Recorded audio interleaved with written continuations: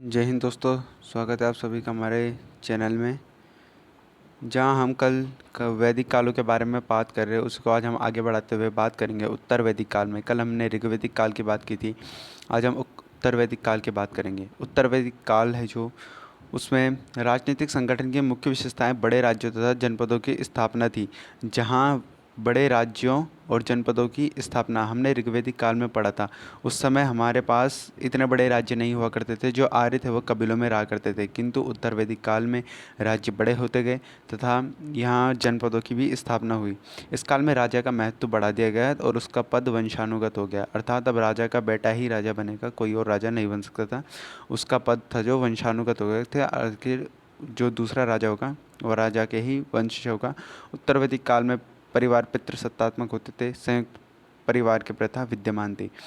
मतलब अभी भी जिस जिस प्रकार से ऋग्वैदिक काल में परिवार पितृसत्तात्मक हुआ करते थे, उसी प्रकार से अभी उत्तर वैदिक काल में भी परिवार पितृसत्तात्मक ही हुआ करते हैं। अब वर्ण व्यवस्था कर्म के बदले जाति पर आधारित थी। ये यहाँ पर एक बहुत बड़ा बदलाव हुआ, जो कि बहुत बड़ा अंतर है उत्तर वैदिक काल और ऋग्वैदिक काल में।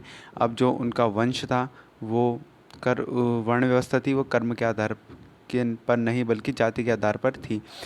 ऋग्वैदिक काल में क्या होता था कि जिसका जैसा काम रहता था उसी के आधार पर उन्हें विभक्ति किया जाता है, किंतु उत्तर वैदिक काल में यह उनकी जाति के आधार पर हो गई थी। अब स्त्रियों की स्थिति में भी थोड़ा बदलाव आया है। उन्हें धन संबंधित किसी प्रकार के राजनीतिक अधिकार प्राप्त नहीं थे।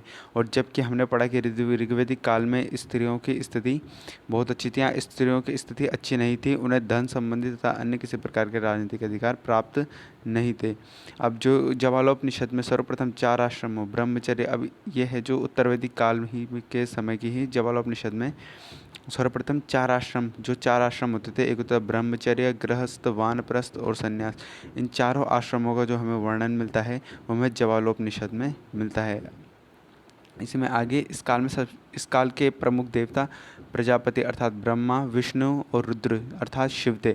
और जब हमने ऋग्वैदिक काल में पढ़ा था उस टाइम के जो प्रमुख देवता थे इंद्र थे, तथा उनके बाद का स्थान जो हमारा वरुण और अग्नि का था, और उसमें हमें इंद्र को पुरंदर का नाम दिया गया था। किंतु इस काल में सबसे प्रमुख देवता हमारे हैं प्रजापति ब्रह्मा, विष्णु एवं रुद्र हैं।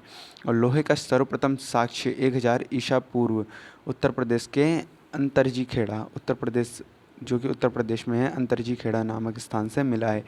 अब लोहे का प्रयोग सर्वप्रथम 1000 ईसा पूर्व जो पड़ता है आपका उत्तर वैदिक काल में 1000 ईसा पूर्व, और ये था उत्तर प्रदेश के अंतरजी खेड़ा।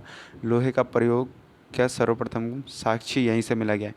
अब यह षड दर्शन, यह बहुत इंपॉर्टेंट है आपके एग्जाम की दृष्टि से। ये जरूर पता है, जहाँ हमारा सांख्य है, एक दर्शन तो इनके रचिता थे कपिल, योग के थे आपके पतंजलि, न्याय के थे गौतम, पूर्व मीमांसा के थे जैमिनी, उत्तर मीमांसा के बादरायण तथा वैशेषिक अर्थात केमिस्ट्री जिसके थे कणाद या उलूक।